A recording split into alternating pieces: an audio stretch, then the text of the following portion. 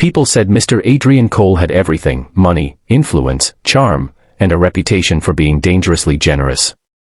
But no one expected the scandal that would erupt the moment he handed out 4 unlimited credit cards to 4 different women, each thinking she was the only one who had earned his trust.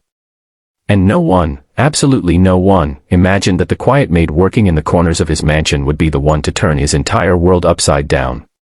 If anyone had noticed the way she watched everything silently, they would have known she was holding a truth powerful enough to break them all. Adrian Cole's mansion was a place of marble floors, cold chandeliers, and echoing footsteps. 4 women walked through it confidently, unaware of each other's existence: Isabella, his glamorous business partner; Lila, an actress struggling to revive her career; Nadia, his childhood friend who had returned after years; and Serena, a charity organizer who believed she was helping him rediscover kindness. They each had one thing in common: a shiny black card with no limit, gifted by the same man, with the same charming smile, the same whispered promise: use it however you want. You deserve it.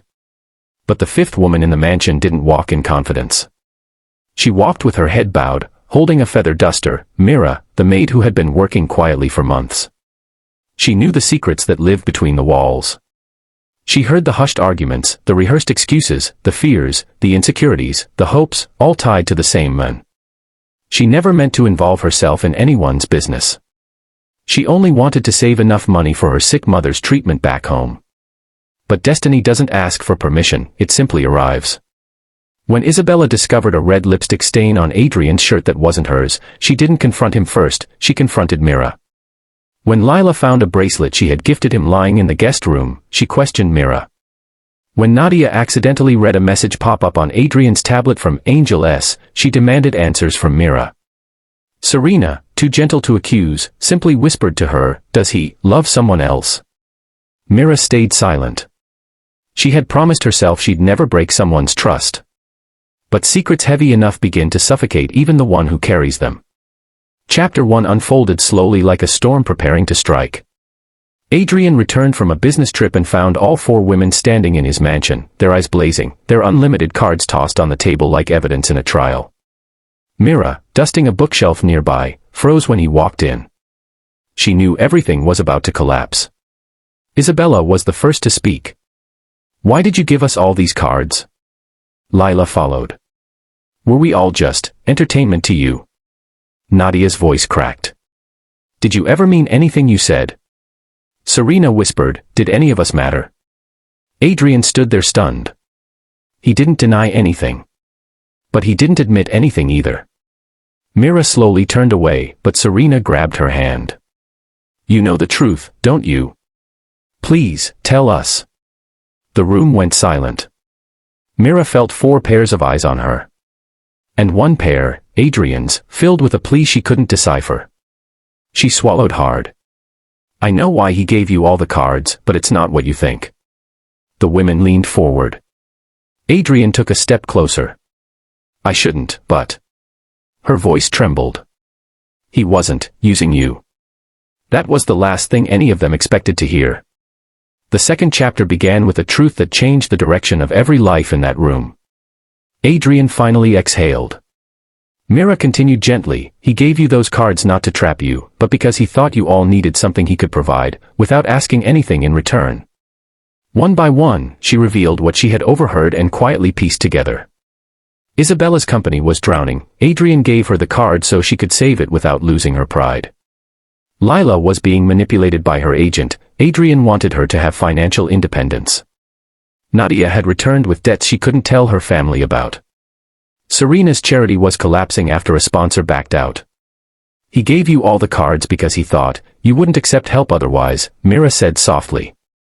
Adrian finally spoke. "I wasn't trying to deceive you. I didn't tell you about each other because I didn't want any of you to feel guilty or compared. I just wanted to help." The room's tension cracked. Isabella sank into a chair. Lila covered her face. Nadia wiped her tears. Serena bit her lip to keep hers in. But it wasn't over. Serena looked at Mira. "And what about you? Why did you protect him?" Mira hesitated. "Because he helped me too." Adrian's eyes widened. The women looked confused. Mira nodded slowly. He never told you, but he paid for my mother's treatment last month. I had saved a little, but not enough. I didn't even ask him. He just saw me crying one day and helped." Her voice broke. "So I thought, if he's helping all of you too, maybe he's just trying to heal something inside himself." For the first time, Adrian looked vulnerable. "I wasn't always like this," he said quietly. "I lost someone years ago because I couldn't help when I should have. Ever since, I help anyone I can. Sometimes too much."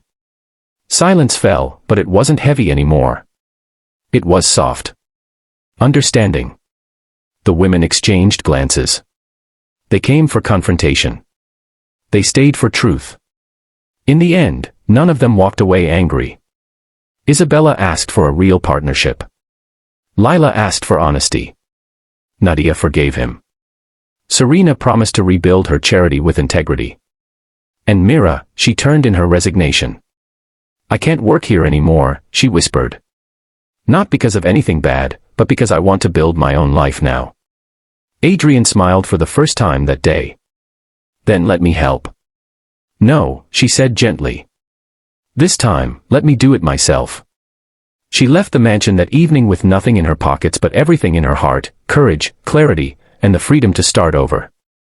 And Adrian watched her go, realizing she had given him something no unlimited card ever could, a lesson in giving that had nothing to do with money. The story ends not with a scandal, but with 5 lives changed because one maid chose honesty over comfort, truth over silence, and kindness over fear. Sometimes the quietest person in the room is the one holding the power to rewrite everyone's destiny.